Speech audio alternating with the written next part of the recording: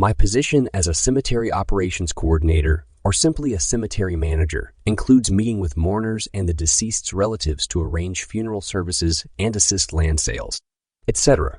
I once sat down with a 30-something-year-old man called Antonio, who was a very spiritual man to buy a plot for his sick father who was receiving hospice care. However, the man's time came that same week, and Antonio arranged for his father's funeral service at the cemetery.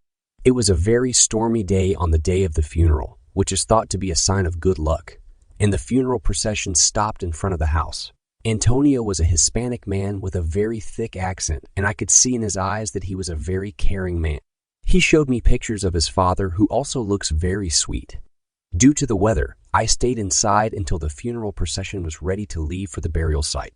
At that point, I got in one of the cemetery pickup trucks and followed the procession to the final stop, where I would stand with my umbrella watching because part of my job is ensuring that funeral services go without a hitch.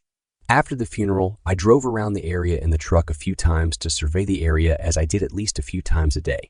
Later, I returned to my desk and finished the paperwork I had to finish before closing the cemetery that evening. I had a lot of work to do. The cemetery closes at 5:30, so as soon as it got dark, I drove around the grounds once more to make sure that all visitors had gone. Then I drove to the front gate to close it. It was early March, but it wasn't too cold, and the days were still short. So by closing time, on a typical day, it would be getting darker. But on this stormy day, it already felt like night. When I thought I spotted someone hurrying down one of the lanes of tombstones before going behind a hedge and vanishing from view, I beeped my horn to warn them that the place was closed, but oddly enough, I didn't see them again. I was heading back to my office at the time. I drove back up to the office and looked through the CT footage, but none of it detected any unusual movement despite the fact that it was a bit harder to see much due to the storm and it was dark outside. I grabbed my umbrella and ran out into the rain in that direction. I turned beyond the hedge he turned at and looked down this long row of tombstones on one side and hedges on the other. I didn't see anyone. I looked around in the rain for a good 20 minutes. When I heard the front door to the visitation room slam shut, I was trying to multitask while finishing up some paperwork when I jumped up from my chair and yelled, "Hello." My first thought was that it was the same person I had seen before. Perhaps they got locked in the cemetery and were looking for assistance in leaving. I stepped out into the lobby, but there was no one there. I looked around and again said, "Hello." Perhaps the door slamming shut was them leaving. When one of the windows caught my attention, I stopped gazing out all of the windows. I sprang back and screamed, but the person on the other side didn't flinch. I walked closer and gave him a bewildered look when I realized I recognized the Hispanic man who was an older-looking Hispanic man. I ran out the front door of the building and to the side where I saw the man, but he was gone. He wasn't making his way into the fields or hiding in a bush nearby. He was gone, and he looked around me as I stood in the rain getting soaked. I then ran back inside, packed up my things, locked up, and got my car. In my head, it reminded me exactly of the pictures of Antonio's father that he showed me. When my wife asked me at home why I was acting so quiet, I simply replied that it had been a long day at work.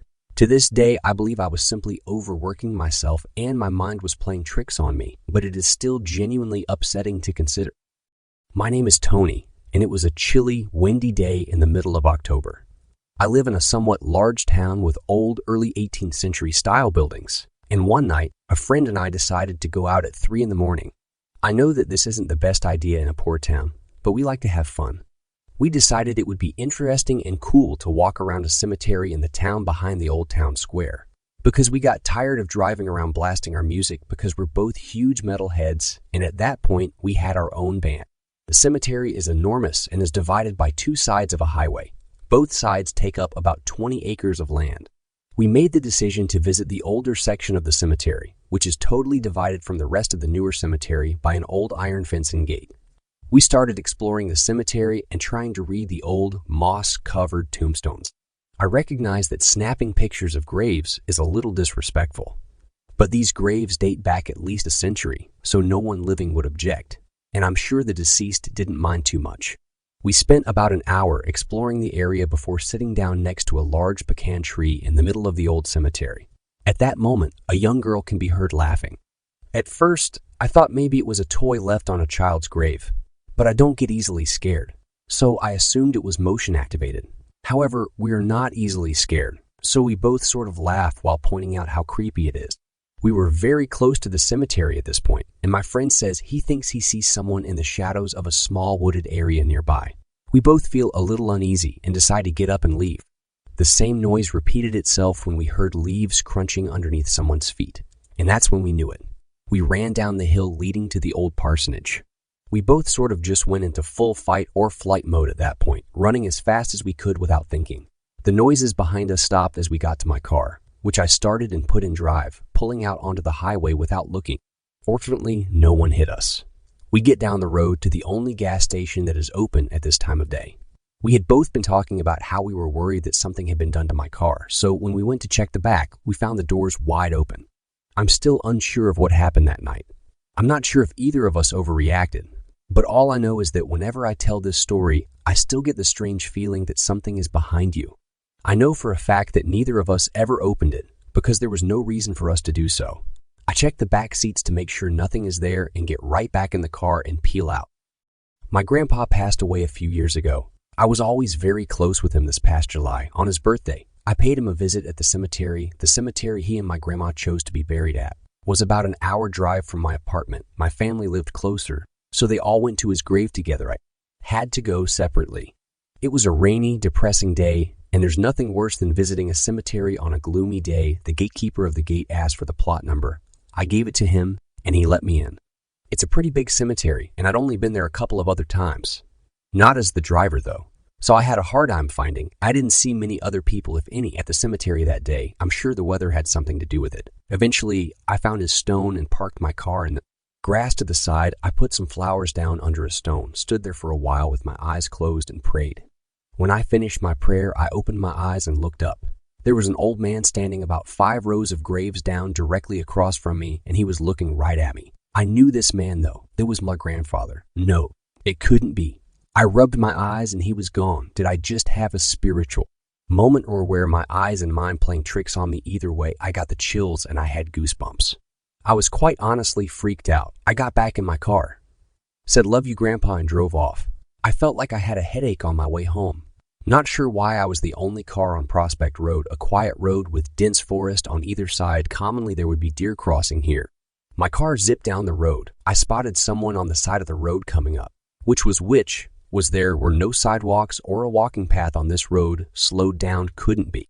It looks like my grandpa again. When I realized this, my heart dropped 1,000 feet, and I swerved the car accidentally. I desperately tried to regain control and come to a stop. Luckily, my car didn't end up in a tree, rather just skidded out in the middle of the road until coming to a halt. I immediately looked back to where I saw him, and I saw a deer on the side of the road looking at my car. My heart was literally racing. I was terrified it was not well, and I needed to get home, made sure no cars were coming, and got back in my lane. I focused on the road as best I could given what I had just seen twice. I felt weird the rest of the day. Not sick, but something wasn't right with my head. I went to bed early after watching an episode of my show. I woke up at like 2 in the morning to my phone ringing. It was an unknown number. My heart started racing again, and he called this hour. Couldn't be good news. Accepted the call and put the phone up to my ear. It was static on the other end. Finally, I said, "Hello," more static. But what I thought I heard next, I couldn't believe. Just briefly, for maybe half a second, I thought I heard my grandpa's voice over the static. I tried to say hello again, but I was too shook to my core to speak anything. Every part of my body was actually shaking. Then the call cut to silence and ended. I called my phone provider the next day to trace the number. They couldn't. They didn't have enough data to trace it. Apparently, though, I don't know if that was just the events that took place that day and night were the scariest I've ever experienced. Do I think my dead grandpa was trying to contact me? I don't know, because that sounds ridiculous. You think if you experience something like this, you'd be so full of emotion and joy. But no, still terrifies me. And I really still don't know what to think or how to feel about it, whether it sounds ridiculous or not. This happened, and I wonder almost every other night, was that really my grandpa on the other side of phone trying to contact me? Hi everyone, thank you for watching my videos. Please support me by subscribing the channel and sharing the video. It takes a lot of time to make such videos. I will be motivated if you could support me. If you want to be featured in this videos, you can send me your stories on my email. We'll be back with more thrilling stories soon. Bye.